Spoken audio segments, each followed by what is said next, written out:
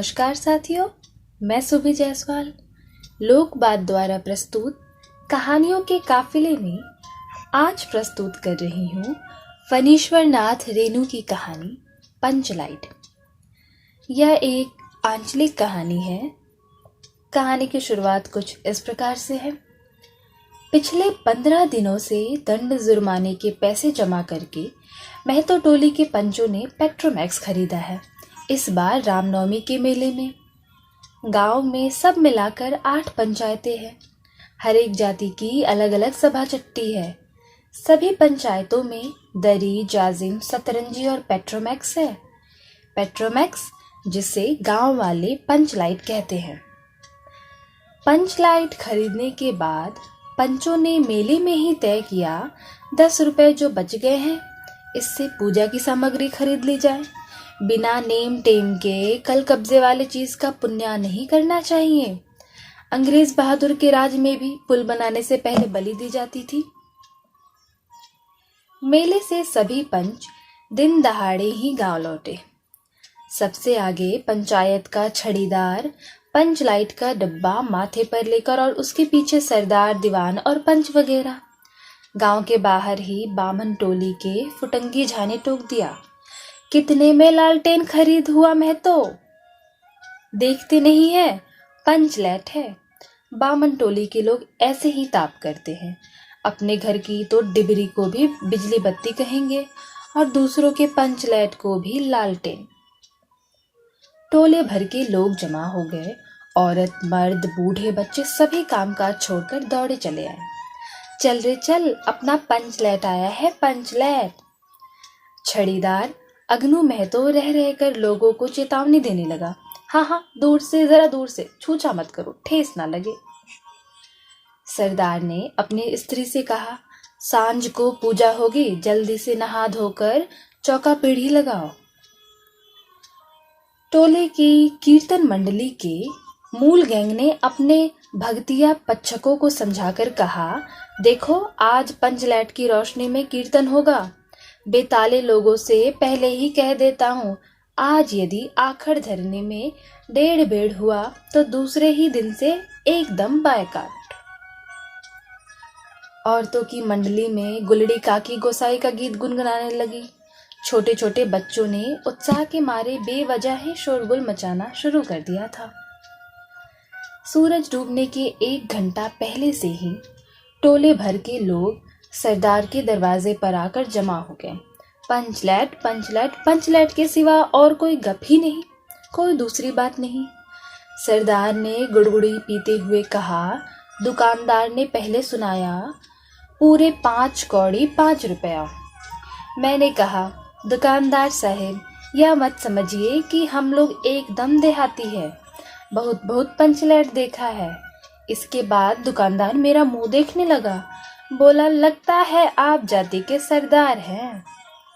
ठीक है, जब सरदार होकर खुद पंचलैट खरीदने आए हैं तो जाइए, पूरे 5 कौड़ी में आपको दे रहे हैं। दीवान जी ने कहा, अलबत्ता चेहरा परखने वाला दुकानदार है।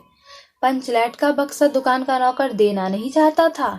मैंने कहा, देखिए दुकानदार साहब, बिना बक्सा पंचलैट कैसे ले जाएंगे? दुकानदार ने नौकर को डांटते हुए कहा, क्यों रे, दीवान जी की आंखों के आगे धुरखेल करता है, दे दो बक्सा। टोले के लोगों ने अपने सरदार और दीवान को श्रद्धा भरी निगाहों से देखा। छड़ीदार ने औरतों की मंडली में सुनाया, रास्ते में सन सन बोलता था पंचलैट। लेकिन ऐन मौके पर लेकिन लग गया।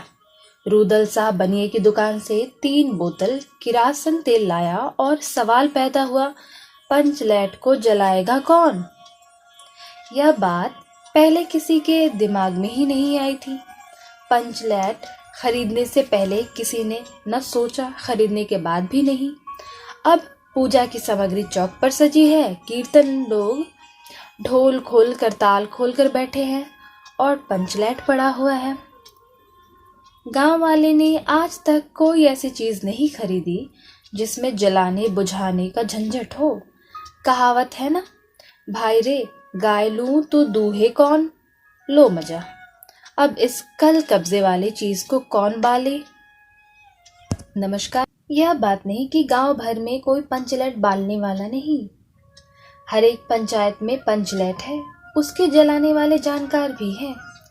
लेकिन सवाल है कि पहली बार नेम टेम करके, शुभ लाभ करके दूसरी पंचायत के आदमी से पंचलेट जलाएंगे। इससे तो अच्छा है पंचलेट पड़ा रहे, जिंदगी भर ताना कौन सहे। बात बात में दूसरे टोले के लोग कूट करेंगे, तुम लोगों का पंचलेट तो पहली बार दूसरों के हाथ से ना, पंचायत की इज्जत का सवाल है। दूसरे टोले के लोगों से मत कहिए। चारों ओर उदासी छा गई, अंधेरा बढ़ने लगा। किसी ने अपने घर में आज डिबड़ी भी नहीं जलाई थी। आज पंचलेट के सामने डिबड़ी कौन बालता। सबके किराए पे पानी फिर रहा था। सरदार, दीवान और छड़ीदार के मुंह में बोली नहीं, पंचों के चेहरे उतर गए थे। किसी ने दबी हुई आवाज में कहा, कल कब्जे वाली चीज का नखरा बहुत बड़ा होता है। एक नौजवान ने आकर सूचना दी, राजपूत टोली के लोग हंसते हंसते पागल हो रहे हैं। कहते हैं कान पकड़कर पंचलेट के सामने 5 बार उठो बैठो, तुरंत जलने लगेगा। पंचों ने सुनकर मन ही मन कहा, भगवान ने हंसने का मौका दिया है, हंसेंगे नहीं। एक बूढ़े ने आकर खबर दी, रुदल साहब बनिया भारी बतंगर आदमी है, कह रहा है पंचलेट का पंपू जरा होशियारी से देना। गुलड़ी काकी की बेटी मुनरी के मुंह में बार बार एक बात आकर मन में लौट जाती थी। वह कैसे बोले। वह जानती है कि गोधन पंचलेट बालना जानता है, लेकिन गोधन का हुक्का पानी पंचायत से बंद है। मुनरी की माँ ने पंचायत से फरियाद की थी कि गोधन रोज उसकी बेटी को देखकर सलम सलम वाला सलीमा का गीत गाता है, हम तुमसे मोहब्बत करके सलम। पंचों की निगाह पर गोधन बहुत दिनों से चढ़ा हुआ था। दूसरे गांव से आकर बसा है गोधन, और अब टोले के पंचों को पान सुपारी खाने के लिए भी कुछ नहीं दिया, परवाह ही नहीं करता। बस पंचों को मौका मिला, 10 रुपया जुर्माना, न देने से हुक्का पानी बंद। आज तक गोधन पंचायत से बाहर है।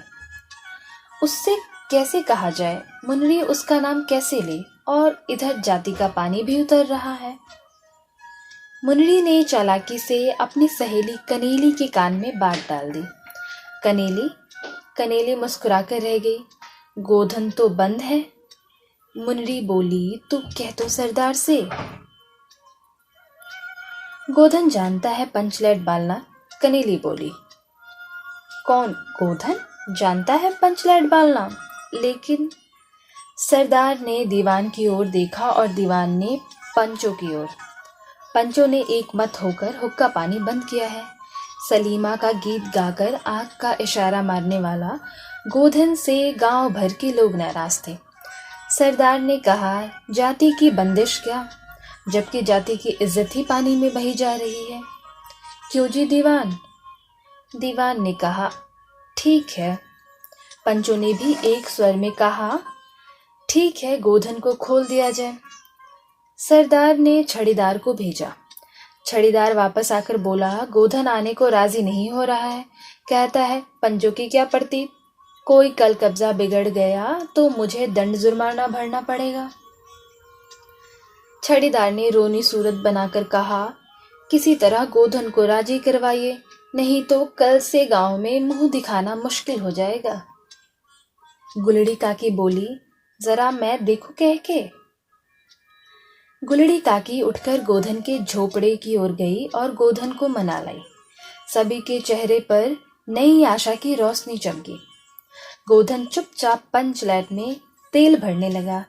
सरदार की स्त्री ने पूजा की सामग्री के पास चक्कर काटती हुई बिल्ली को भगाया। कीर्तन मंडली का मूल गैंग मुड़छल के बलों को संवारने लगा। गोधन ने पूछा, स्पिरिट कहाँ है? बिना स्पिरिट के कैसे जलेगा? लो मजा। अब यह दूसरा बखेरा खड़ा हुआ। सभी ने मन ही मन सरदार, दीवान और पंचों की बुद्धि पर अविश्वास प्रकट किया। बिन बूझे समझे काम करते हैं ये लोग। उपस्थित जनसमूह में फिर मायूसी छा गई। लेकिन गोधन बड़ा होशियार लड़का है, बिना स्पिरिट के ही पंचलाइट जलाएगा। थोड़ा गड़ी का तेल ला दो। मुन्नड़ी दौड़ कर गई और एक मलसी गड़ी का तेल ले आई। गोधन पंचलाइट में पंप देने लगा। पंचलाइट की रोशनी रेशमी थैली में धीरे धीरे रोशनी आने लगी। गोधन कभी मुंह से फूंकता, कभी पंचलाइट की चाबी घुमाता। थोड़ी देर के बाद पंचलाइट से सनसनाहट की आवाज निकलने लगी और रोशनी बढ़ती गई। लोगों के दिल का मैल दूर हो गया। गोधन बड़ा काबिल लड़का है। अंत में पंचलाइट की रोशनी में सारी टोली जगमगा उठी तो कीर्तनिया लोगों ने एक स्वर में महावीर स्वामी की जय ध्वनि के साथ कीर्तन शुरू कर दिया। पंचलाइट की रोशनी में सभी के मुस्कुराते हुए चेहरे स्पष्ट हो गए। गोधन ने सबका दिल जीत लिया। मुन्नड़ी ने हसरत भरी निगाह से गोधन की ओर देखा। आंखें चार हुई और आंखों ही आंखों में बातें हुई। कहा सुना माफ करना, मेरा क्या कसूर। सरदार ने गोधन को बहुत प्यार से पास बुलाकर कहा, तुमने जाति की इज्जत रखी है, तुम्हारा 7 खून माफ। खूब गाओ सलीमा का गाना। गुलड़ी काकी बोली, आज रात मेरे घर में खाना गोधन। गोधन ने फिर एक बार मुन्नड़ी की ओर देखा। मुन्नड़ी की पलकें झुक गई। कीर्तनिया लोगों ने एक कीर्तन समाप्त कर जय ध्वनि की जय हो पंचलाइट के प्रकाश में पेड़ पौधों का पत्ता पत्ता पुलकित हो रहा था। और कहानी यहीं समाप्त होती है। कहानी आपको कैसी लगी अपनी प्रतिक्रिया अवश्य दें, और यदि आपको अपनी पसंद की भी कोई कहानी सुननी हो तो ज़रूर बताएं। धन्यवाद।